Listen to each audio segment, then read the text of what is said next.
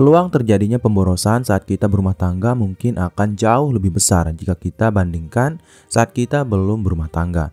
Itu karena saat kita berumah tangga, kita harus memenuhi kebutuhan-kebutuhan dan keinginan-keinginan dari seluruh anggota keluarga yang ada di rumah tangga tersebut.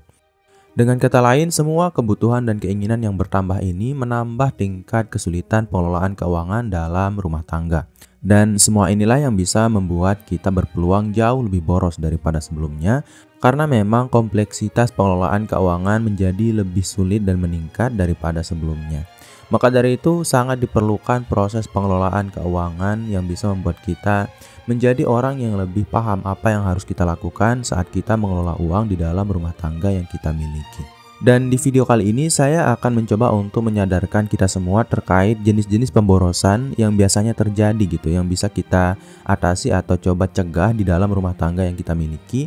Karena dengan adanya kesadaran ini barulah kita paham pengeluaran-pengeluaran seperti apa yang berkemungkinan untuk membuat kita menjadi boros yang bisa kita atasi atau kita cegah nanti saat kita melakukan pengeluaran-pengeluaran tersebut. Jadi di sini saya sudah mengumpulkan 8 pemborosan yang terjadi dalam rumah tangga yang harus kamu perhatikan. Dan tanpa berlama-lama lagi, kita langsung saja ke pemborosan yang pertama, yaitu adalah pemborosan energi. Jadi dalam rumah tangga itu tentu saja kita tidak sendirian menggunakan semua energi yang kita miliki, dimulai dari air, kemudian listrik dan juga yang lainnya.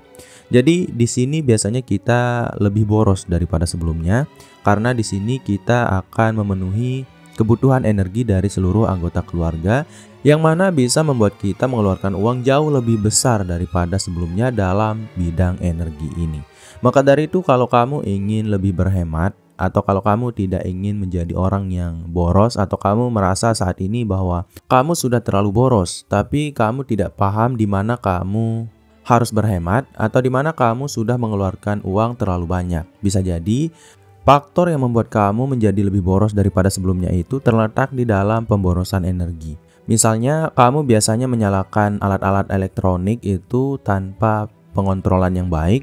Seperti misalnya lampu yang menyala terus-terusan, kemudian televisi yang menonton dirinya sendiri, yang mana terjadi setiap hari gitu. Tentu saja di awal itu rasanya ini tidak akan membuat kamu menjadi boros. Tapi bayangkan kalau ada banyak sekali orang di rumah dengan kebiasaan yang sama, di mana tidak ada yang mau mematikan lampu saat dibutuhkan, kemudian mematikan alat elektronik saat memang sudah tidak digunakan gitu. Tentu saja semakin banyaknya orang dengan waktu yang semakin lama digunakan atau dilakukan kebiasaan ini, tentu saja kemungkinan kamu untuk menjadi lebih boros dari sebelumnya akan sangat terbuka lebar. Maka dari itu kamu harus bisa memperhatikan aspek ini kalau kamu merasa bahwa kamu memiliki rumah tangga yang rasanya itu kayak boros gitu. Kemudian pemborosan yang terjadi dalam rumah tangga yang kedua adalah makanan yang terbuang.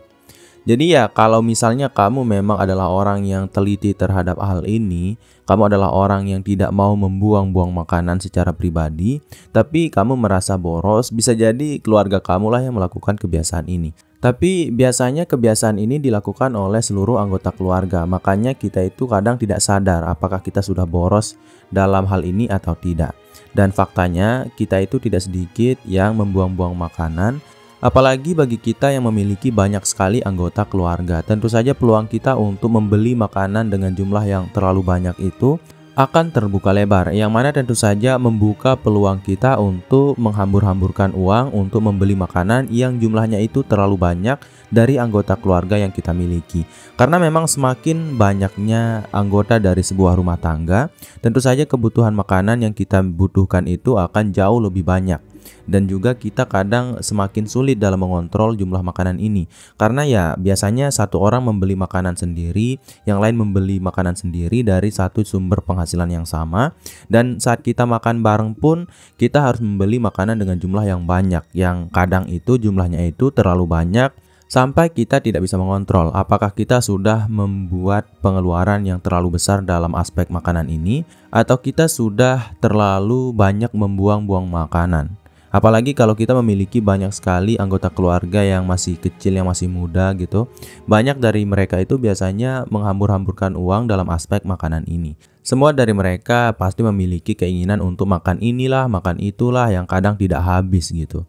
Jadi ya di sini saya tidak mencoba untuk membuat kamu menjadi orang yang terlalu pelit dalam hal makanan, tapi saran saya mulailah untuk mengontrol lebih banyak terkait pengeluaran yang kamu lakukan dalam aspek makanan ini. Karena biasanya kita itu cukup boros dalam mengeluarkan uang untuk makanan-makanan ini karena kita selalu merasa bahwa kita membutuhkan makanan. Kemudian pemborosan yang terjadi dalam rumah tangga yang ketiga adalah pembelian impulsif. Satu saja orang yang memiliki kebiasaan impulsif rasanya itu akan sangat menggerogoti diri kita. Misalnya kamu itu memiliki kebiasaan impulsif. Tentu saja kamu akan cukup tertekan secara finansial. Bagaimana kalau kamu memiliki sebuah rumah tangga dan sebagian dari anggota keluarga kamu itu memiliki kebiasaan berbelanja secara impulsif? Pasti rasanya akan sangat membebani kamu jauh lebih berat daripada sebelumnya. Bayangkan saja, ada beberapa anggota keluarga yang selalu membuka toko online dan entah kenapa kamu bingung setiap minggu itu atau bahkan setiap hari ada paket yang datang ke dalam rumah kamu. Yang setelah kamu buka paket tersebut, paket itu tidak benar-benar kamu rasa kamu butuhkan di dalam keluarga kamu. Dan orang yang menggunakan paket tersebut pun terlihat hanya menggunakannya selama beberapa hari, kemudian ya tidak digunakan lagi. Itu pasti rasanya sangat melelahkan untuk melihat sesuatu seperti itu. Tapi inilah yang disebut dengan berbelanja secara impulsif, di mana anggota keluarga kita itu membeli sebuah barang yang tidak benar-benar dia butuhkan, tapi dia inginkan dan tanpa ada ragu atau keraguan di dalam hati, dia langsung membeli barang tersebut menggunakan satu sumber penghasilan yang kita dapatkan setiap bulannya. Itu tentu saja akan membuat kita menjadi orang yang jauh lebih boros daripada sebelumnya karena kita mengeluarkan uang di aspek-aspek yang tidak jelas atau dalam pengeluaran-pengeluaran yang sebenarnya tidak kita petakan dengan detail. Kemudian pemborosan yang terjadi dalam rumah tangga yang keempat adalah biaya langganan yang tidak digunakan. Jadi ya semua anggota keluarga kita pasti membutuhkan banyak hal yang berbeda-beda. Dan perbedaan kebutuhan inilah yang biasanya membuat kita kadang terlalu boros. Salah satunya itu adalah dalam hal berlangganan. Misalnya ada anggota keluarga kamu yang suka pergi ke gym, ada anggota keluarga kamu yang suka nonton streaming online. Tapi ya tidak semua, yakin saya, tidak semua dari keluarga kita tersebut yang memiliki langganan-langganan ini, tapi tidak benar-benar memanfaatkan langganan ini secara maksimal. Bahkan langganan yang dimiliki ini justru menghambat produktivitas mereka, entah itu dalam belajar maupun bekerja. Jadi ya kalau kamu memiliki sebuah rumah tangga yang banyak sekali langganannya gitu, ada yang berlangganan inilah, ada yang berlangganan itulah, dan kamu selalu merasa kekurangan uang dalam rumah tangga yang kamu miliki, bisa jadi kamu sudah berlangganan terlalu banyak yang tidak kamu kontrol dalam aspek-aspek yang bentuknya itu hiburan gitu. Karena kita kadang tidak sadar mengeluarkan uang lebih banyak atau terlalu banyak dalam aspek hiburan ini. Kemudian pemborosan yang terjadi dalam rumah tangga yang kelima adalah air yang terbuang. Jadi pemborosan dalam penggunaan air seperti keran yang bocor atau tidak ada yang mematikan keran saat tidak digunakan, itu juga bisa menjadi aspek di mana kita menjadi orang yang terlalu boros secara keseluruhan dalam rumah tangga kita, lebih boros daripada sebelumnya. Jadi kalau kamu adalah orang yang memiliki keluarga atau rumah tangga kamu itu cukup besar, selalulah kontrol penggunaan air. Apalagi kalau kamu berada dalam situasi ekonomi yang tidak baik atau sedang tidak sehat gitu. Jadi biasanya kita itu tidak terlalu peduli akan hal-hal yang sederhana dan kecil. Tidak sedikit dari anggota keluarga kita itu kadang lupa dalam mematikan air yang mungkin terlihat sepele bagi mereka. Tapi coba bayangkan kalau dilakukan oleh banyak orang di dalam satu rumah tangga yang kita miliki dengan intensitas yang cukup lama. Tentu saja kita akan melakukan pemborosan yang sangat besar suatu saat, karena pemborosan ini yang sedikit demi sedikit ini pasti nanti akan membebani kita secara finansial jauh lebih besar daripada yang sebelumnya kita lakukan. Jadi ya kontrollah penggunaan air ini, jangan sampai ada air yang terlalu banyak yang terbuang karena kelalaian kita maupun anggota keluarga yang kita miliki. Kemudian pemborosan yang biasanya terjadi dalam rumah tangga yang keenam adalah perawatan kesehatan yang tidak optimal. Ini biasanya terjadi nih, di mana satu anggota keluarga tersebut karena kurangnya dana atau karena kurangnya pendapatan setiap bulannya, mereka itu tidak mau melakukan pemeriksaan atau perawatan kesehatan secara rutin. Yang padahal hal inilah yang bisa membuat keluarga tersebut berkemungkinan lebih besar untuk membuat pemborosan di masa depan. Jadi kalau kamu adalah orang yang sudah berumah tangga dan kamu mengabaikan pemeriksaan kesehatan secara rutin, ini akan membuat kamu berkemungkinan lebih besar untuk mengeluarkan uang dengan jumlah nominal yang lebih besar di masa depan. Itu karena kalau kita tidak mengecek kesehatan kita, siapa tahu nanti kita mengalami sebuah gejala penyakit yang harus diobati secara rutin atau yang bisa membesar yang membuat kita harus mengeluarkan uang dengan jumlah yang lebih besar nanti di masa depan hanya karena kita terlambat dalam melihat masalah kesehatan yang kita miliki ini. Dan ini tidak sedikit dan tidak jarang terjadi. Kebanyakan dari kita itu biasanya melakukan pemeriksaan kesehatan saat kita sudah menghadapi masalah penyakit yang sudah terasa gitu. Dan biasanya masalah penyakit itu sudah terasa saat masalah penyakit ini yang kita hadapi ini sudah semakin parah. Dan akhirnya kita harus mengeluarkan uang lebih besar, bahkan sampai uang yang lebih besar kita keluarkan ini tidak cukup untuk membuat kita menjadi orang yang bisa selamat dari penyakit yang kita hadapi ini. Maka dari itu kalau kamu merasa bahwa kamu sudah terlalu boros, mungkin kamu borosnya itu dalam aspek kesehatan yang tidak kamu kontrol dan kendalikan, di mana ada anggota keluarga kamu yang sudah memiliki penyakit yang membutuhkan perawatan dengan biaya yang terlalu tinggi. Jadi mulai sekarang rutinlah merawat diri kamu dan mengecek kesehatan kamu setiap bulan agar kesehatan keluarga bisa terjaga dan juga kesehatan finansial keluarga juga bisa jadi lebih aman. Kemudian pemborosan yang terjadi dalam rumah tangga yang ketujuh adalah transportasi yang tidak efisien. Jadi menggunakan kendaraan pribadi untuk perjalanan pendek itu adalah hal yang sangat membuat kita boros. Apalagi kalau kamu adalah orang yang terlalu sering melakukan kebiasaan ini. Itu karena kalau kamu harus mengunjungi tempat-tempat yang dekat dan kamu menggunakan kendaraan, tentu saja kamu harus membayar dalam menggunakan kendaraan tersebut. Dimulai dari bahan bakar sampai parkiran. Semua itu sekarang harus kita bayar.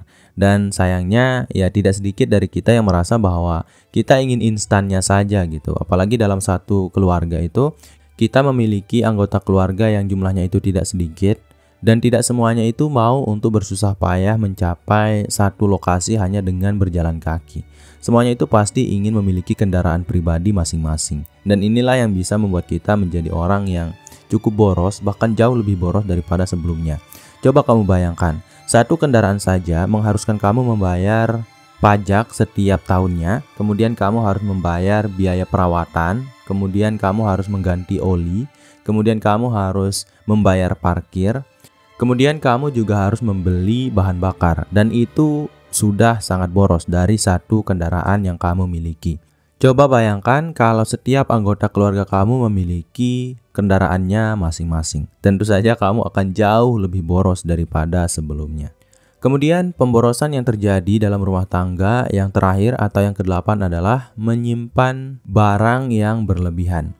Jadi kalau kamu menyimpan barang yang tidak terpakai dan kamu tidak mau menjual barang tersebut padahal kamu bisa mendapatkan uang, kamu adalah orang yang bisa dikategorikan boros. Itu karena beberapa barang yang kita simpan itu selalu membutuhkan perawatan agar kita bisa tetap mendapatkan performa yang baik dari barang yang kita simpan tersebut. Misalnya, kamu adalah orang yang menyimpan satu buah motor yang cukup tua atau cukup kuno. Dalam proses menyimpan tersebut, tentu saja kamu memerlukan perawatan-perawatan agar motor tersebut tetap terjaga dan tidak rusak. Dan begitu pun terkait barang-barang yang lainnya yang kamu simpan di rumah kamu. Apalagi menyimpan barang juga memerlukan ruang tambahan yang harus kamu korbankan untuk barang yang kamu simpan ini. Dan juga biaya untuk penyimpanan ini juga kadang tidak mahal. Kamu harus membeli inilah, membeli itulah untuk membuat barang-barang yang kamu simpan ini tidak rusak atau tidak mengalami masalah-masalah di masa depan. Maka dari itu kalau kamu sekarang ini memiliki banyak sekali barang yang kamu simpan, Yang rasanya itu kadang kamu membutuhkan barang ini, yang padahal ya barang ini sebenarnya tidak pernah kamu butuhkan. Buktinya, kamu hanya menyimpannya di pojokan sampai rusak. Maka dari itu, ini bisa menjadi pemborosan di mana kamu membeli terlalu banyak barang tanpa kamu gunakan sampai barang tersebut rusak, yang mana juga menghambur-hamburkan uang yang kamu miliki sebelumnya. Jadi kalau kamu masih memiliki kebiasaan ini, cobalah untuk menjual barang-barang yang kamu simpan tersebut segera. Karena kalau kamu tidak membutuhkan barang itu dan kamu menyimpannya, itu hanya akan memakan uang dan waktu. Dan kalau kamu menjualnya, mungkin harganya tidak akan semahal saat kamu membelinya pertama kali. Tapi kamu tetap akan mendapatkan uang dibandingkan saat kamu harus menyimpannya sampai barang tersebut rusak. Dan sayangnya dalam rumah tangga ada banyak sekali orang yang biasanya berkemungkinan besar untuk melakukan perilaku-perilaku seperti ini. Maka dari itu, ubahlah mulai dari sekarang. Jadi mungkin itu dulu untuk video kali ini. Saya harap video ini bisa bermanfaat bagi kamu, saya dan kita semua. Sekian dari program Diri. Wassalam.